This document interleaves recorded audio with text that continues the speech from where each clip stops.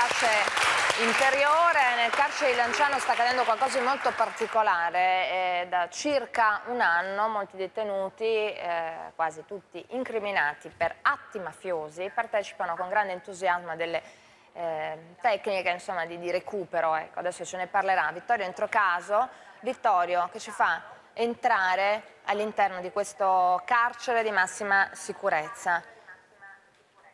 Sì, buongiorno Eleonora, buongiorno a tutti voi e come hai detto tu è una giornata particolare da un duplice aspetto. Da un lato ricordiamo e lottiamo contro la criminalità e contro le mafie, ma allo stesso tempo la ricerca dell'individuo, della pace interiore per migliorare. Hai detto bene, è un carcere di alta sicurezza, siamo qui a Lanciano e con me, la vedete qui a fianco a me, c'è la direttrice che è Maria Lucia Avvantaggiato. Da un anno si porta avanti questo progetto, ma allo stesso tempo vivere all'interno di una dimensione così difficile, perché ricordiamo Eleonora, qui dentro ci sono delle persone che hanno commesso dei reati gravissimi, che stanno pagando la società e reati anche legati appunto alla mafia. Quindi in questa dimensione la direttrice a gestire una situazione così difficile.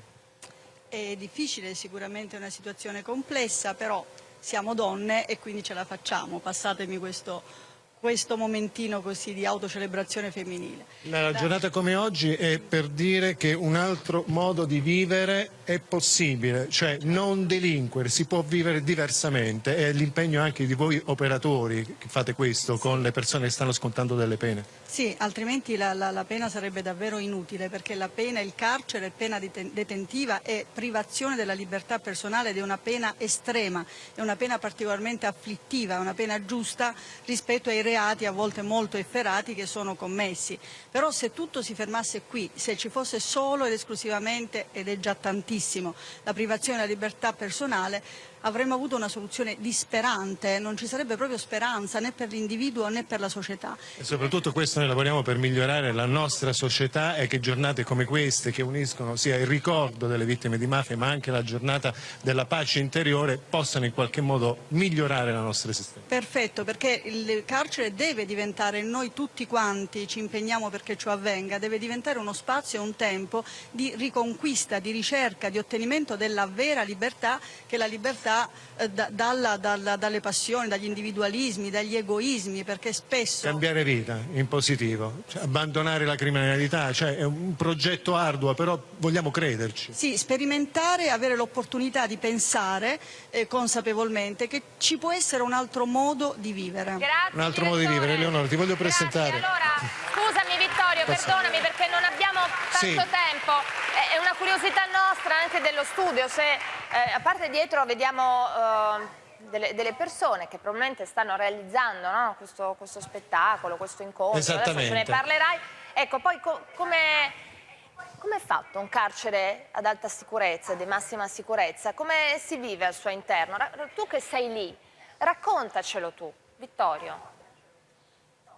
Beh, è difficilissimo raccontarvelo, è un carcere e quindi è una situazione davvero angosciosa. Già quando siamo arrivati qui, per fare 100 metri abbiamo dovuto attraversare diversi cancelli, quindi è la negazione totale della libertà, per cui è una situazione difficilissima e anche tutti i giorni, dico, entrare qui dentro per voi deve essere stato difficile. Vi presento una volontaria che è Felicia Micolucci, se non mi sbaglio. Da un anno questa signora entra qui dentro, affronta tutta questa dimensione, credo che la regia di mandare le immagini di questo carcere, quindi tutti i giorni da un anno lei entra qui, nonostante diciamo, è un luogo difficilissimo, per portare un po' speranza, luce. Lei è una volontaria che aiuta un po' i detenuti. Un messaggio di trasformazione, perché attraverso questo metodo che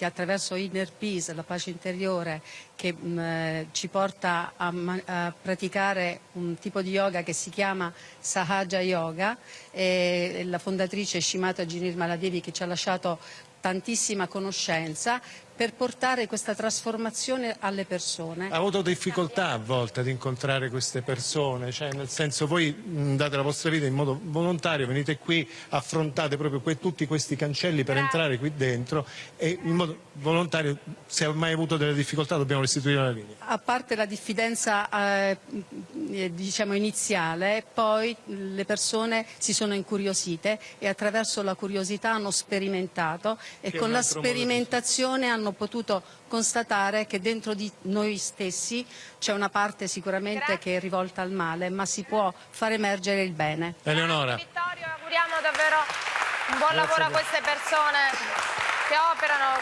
tutti i giorni per recuperare delle persone, abbiamo sentito Alessandro, persone che sono comunque lì per mafia, si sono Io infatti sporcati di delitti efferati, per cui ecco, da una parte no, i delinquenti, dall'altra parte il recupero. Allora, Posso questo dirti non- la prima parte che se no ce la dimentichiamo. Sì. Allora, il dettato costituzionale mi vede ovviamente totalmente favorevole, tentare il recupero, tentare ovviamente di non prendere la chiave e buttarla, perché un paese civile non può fare, la Costituzione ci dice che non dobbiamo farlo ed ha ragione. Però ricordiamoci che se uno è in quel carcere di massima sicurezza è uno che ha fatto cose tremende contro le vittime della mafia, e anzi ha reso molte persone vittime della mafia che non dovevano essere né ammazzate né danneggiate, e soprattutto sono persone che vengono private della libertà perché se fossero libere probabilmente farebbero ancora i danni che hanno fatto alla società.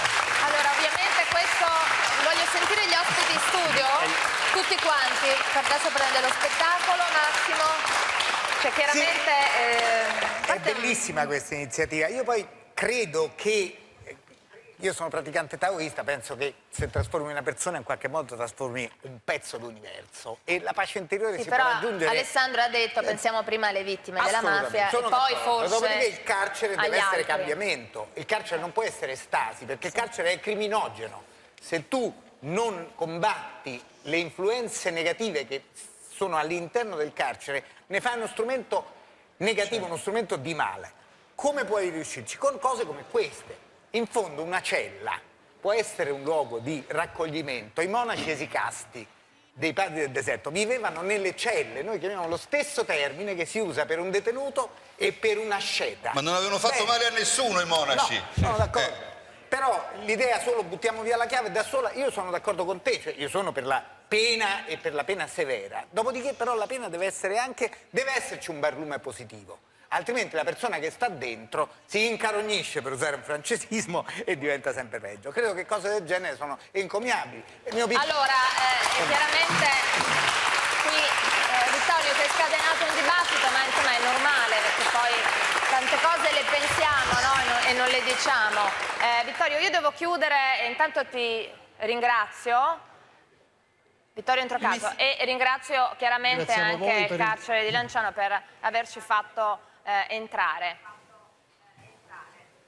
Grazie a voi e la linea torna a te. Grazie. Poi salutiamo la penitenziaria che è alle tue spalle, li vediamo, per cui...